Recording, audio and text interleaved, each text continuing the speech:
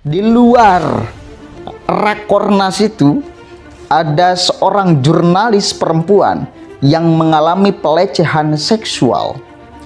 Bayangkan betapa paradoks yang diucapkan oleh Ketua Umum Partai Umat dengan kejadian di luar, masih dalam situasi Rakernas.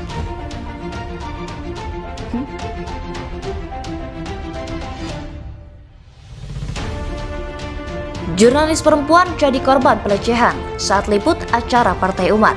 Ini kata Komnas Perempuan.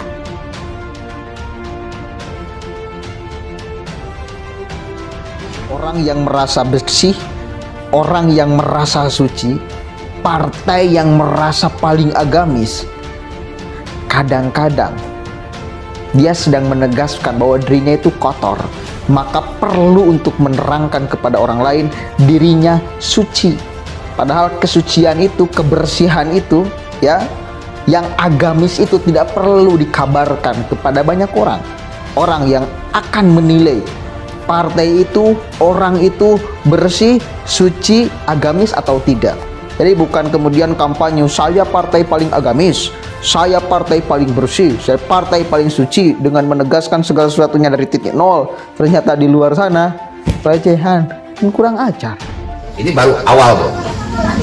Nanti lama-lama Anies Baswedan dan tim suksesnya akan mempermalukan dirinya sendiri dalam masa-masa yang lain. Perhatikan saja. Karena kata Allah itu udah jelas, fi qulubihim maradun fazadahumullahu maradan wa lahum adzabun alim bima kanu yakdzibun. Manusia busuk akan ditampakkan kebusukannya. Sebagai ajab yang pedih karena mereka memang berbuat jahat, berbuat kebusukan. Pasal 82 Undang-Undang 35 tahun 2014, kita akan menerapkan peraturan pemerintah atau Perpu nomor 1 tahun 2016, di mana ancaman hukumannya sampai dapat diberikan tindakan kebiri kimia atau pemasangan alat deteksi pada yang bersangkutan, sehingga dapat memberikan efek jera terhadap pelaku dan tidak ada lagi korban-korban berikutnya.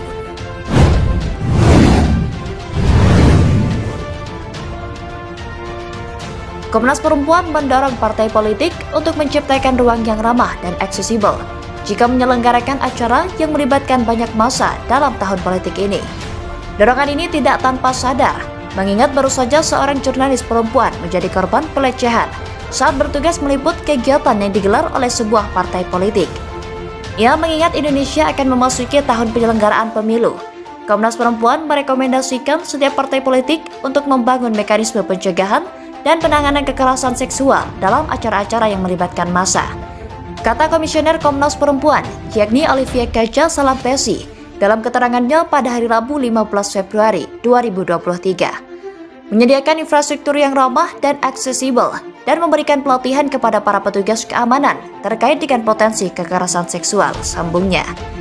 Sebelumnya, seorang jurnalis perempuan diduga mengalami pelecehan seksual saat meliput Rakernas Partai Umat di Asrama Haji Pondok Gede, Jakarta Timur pada Selasa 14 Februari 2023. Dugaan pelecehan seksual itu terjadi saat korban bersama sejumlah jurnalis lainnya hendak mewawancarai Anies Baswedan yang hadir dalam Rakernas itu.